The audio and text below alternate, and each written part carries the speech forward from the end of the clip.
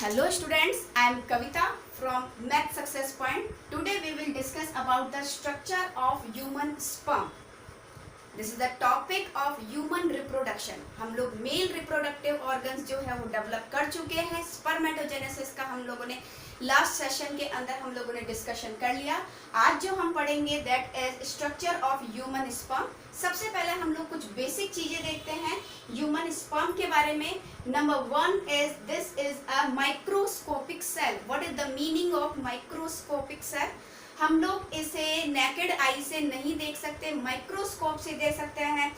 Did you know this is the smallest cell of our body? यानी कि human beings की सबसे smallest cell अगर देखी जाए तो कौन सी है? Human sperm. नियर अबाउट इसकी जो लेंथ होती है दैट इज 4 mm. ओके, इसकी जो डिस्कवरी की थी इसकी एंटन वॉन ल्यूएनहॉक in 1677. उन्होंने जब माइक्रोस्कोप से इसे देखा तो माइक्रोस्कोप के थ्रू उन्होंने क्या देखा? उन्होंने सोचा कि शायद ये बहुत ही स्मॉल एनिमल्स है या स्मॉलेस्ट ह्यूमन बींग्स है. That's why he called it as एनिमलक्यूलिस.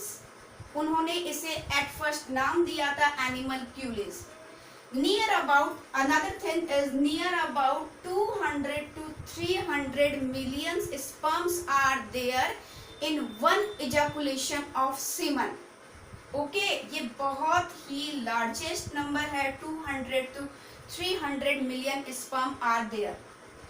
Another thing is next point, formation कहाँ होता है इसका? Formation होता है spermatogenesis के थ्रू. स्पर्मेटोजेनेसिस के थ्रू टेस्टिस के अंदर इसका क्या होता है? फॉर्मेशन होता है. टेस्टिस में मैंने आप लोग को क्या बताया था? Seminiferous tubules. Seminiferous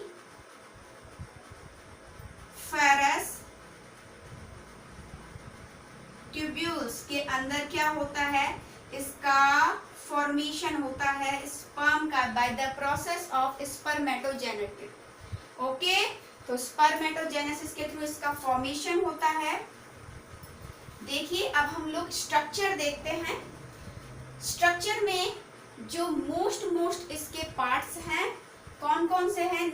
near about 4 parts के अंदर इसे डिवाइड किया है. Number 1 part is head, number 2 part is neck, number 3 part is middle piece and another one is number 4 tail. तो 4 पार्ट्स के अंदर इसे डिवाइड किया. चलिए इसका स्ट्रक्चर देखते हैं. सबसे पहले हम लोग देखते हैं हेड पार्ट. हेड पार्ट, ये जो अपर पार्ट जो आपको शो हो रहा है this is head part. Head part में इसके मोस्टली जो ऑर्गन है, इंपॉर्टेंट जो ऑर्गनलीज हैं वो प्रेजेंट होते हैं.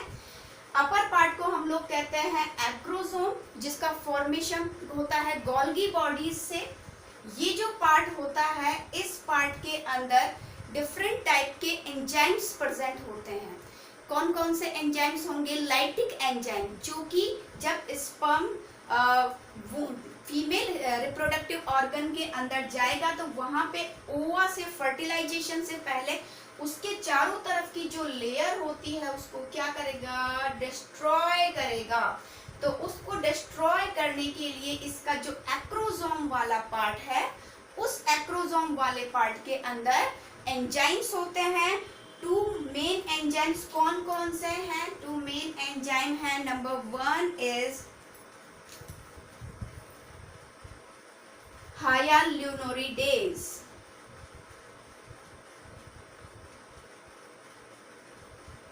Hyaluronidase, number 1 enzyme, and another one is corona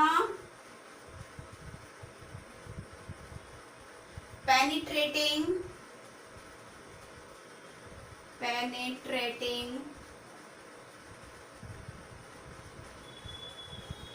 enzyme.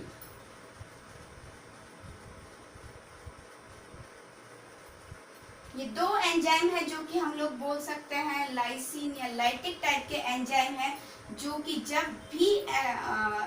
जब भी स्पर्म जो होता है ओवा के पास जाता है तो अपर पार्ट में ये लाइटिक एंजाइम इसकी जो लेयर होती है किसकी? ओवा की जो लेयर होती है इसको डिस्ट्रॉय करके अंदर की तरफ मूव कराने में क्या करता है, हेल्प कराता है। तो कौन सा पार्ट हेल्प करा रहा है डिस्ट्रॉय कराने में, एक्रोसोम। और एंजाइम कौन से हैं, हायालुरोनिडेज और कोरोना पेनिट्रेटिंग एंजाइम। नोट कर लीजिए।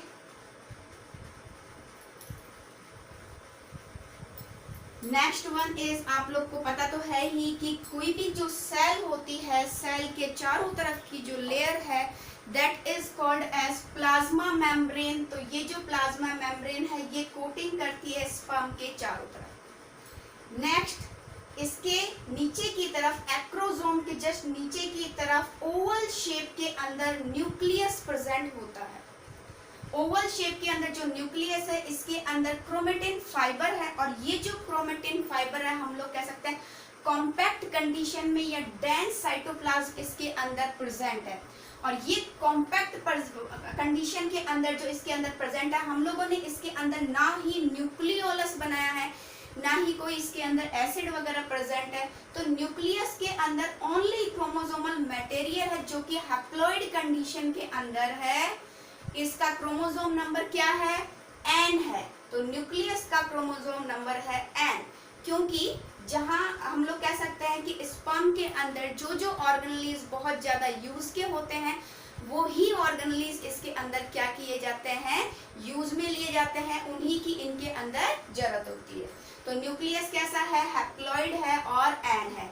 इसके जस्ट आफ्टर हम लोग बोल सकते हैं, इसके जस्ट नीचे देख लीजिए प्रॉक्सिमल सेंट्रियोल। ये जो 2 डॉट लाइक स्ट्रक्चर आपको शो हो रहे हैं ये सेंट्रियोल है। 2 टाइप के सेंट्रियोल इसके अंदर प्रेजेंट है।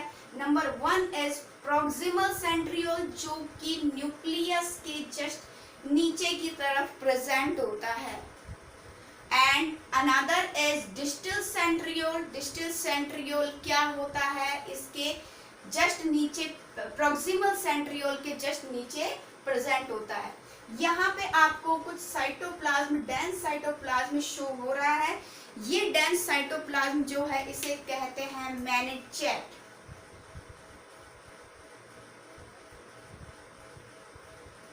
मैनिचेट या मैनचेट, ये डेंस साइटोप्लाज्म है।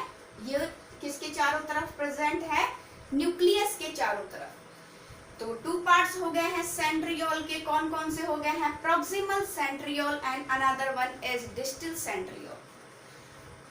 ये वाला जो पार्ट है ये नेक रीजन के अंदर आ गए हैं दोनों सेंट्रियोल। मिडिल पीस के अंदर देख लीजिए, यहाँ से डिस्टल सेंट्रियोल से एक फिलामेंट लाइक स्ट्रक्चर निकल रहा है दैट इज एक्सियल फिलामेंट। और इसी एक्सियल फिलामेंट के पास में ये चारों तरफ रैप करा हुआ क्या है, माइटोकॉन्ड्रिया। ये चारों तरफ रैप्ड है माइटोकॉन्ड्रिया। और ये माइटोकॉन्ड्रिया क्यों रैप्ड है, mitochondria is a power house of cell. तो इसकी रिक्वायरमेंट होती है क्योंकि हमको ये पता है कि स्पर्म क्या होता है, मोटाइल होता है, और मोटिलिटी के लिए इसको एनर्जी की रिक्वायरमेंट है। और एनर्जी की जो रिक्वायरमेंट होती है वो फुलफिल होती है इस माइटोकॉन्ड्रियल शीट के थ्रू।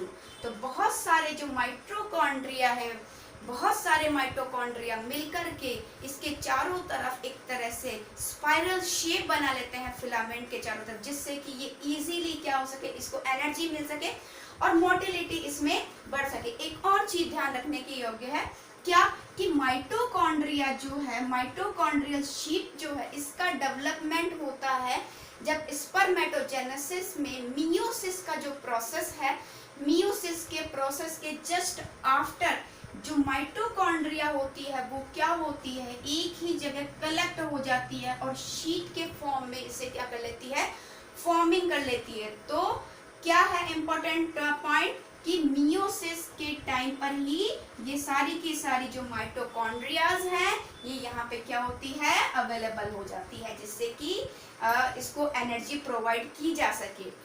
माइटोकॉन्ड्रिया के जस्ट नीचे की तरफ एक ring like structure that is called as ring centriole, और यहाँ पे भी कंडेंस साइटोप्लाज्म मैनचेट।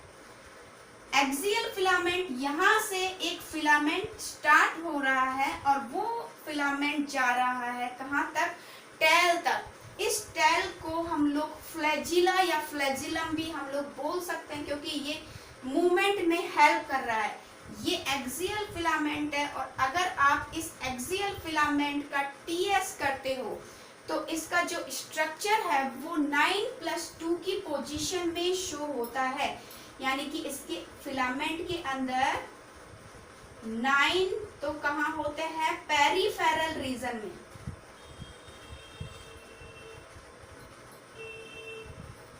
पेरिफेरल रीजन में कितने प्रेजेंट हैं, 9, और मिड के अंदर कितने हैं, 2। तो टीएस करने के बाद में 9+2 का अरेंजमेंट होता है किसके फिलामेंट में, किसके फ्लैजिलम में, स्पर्म के फ्लैजिलम में। तो this is all about structure of sperm. I hope आप लोगों ने बहुत ही अच्छे से समझा होगा। Thank you for watching.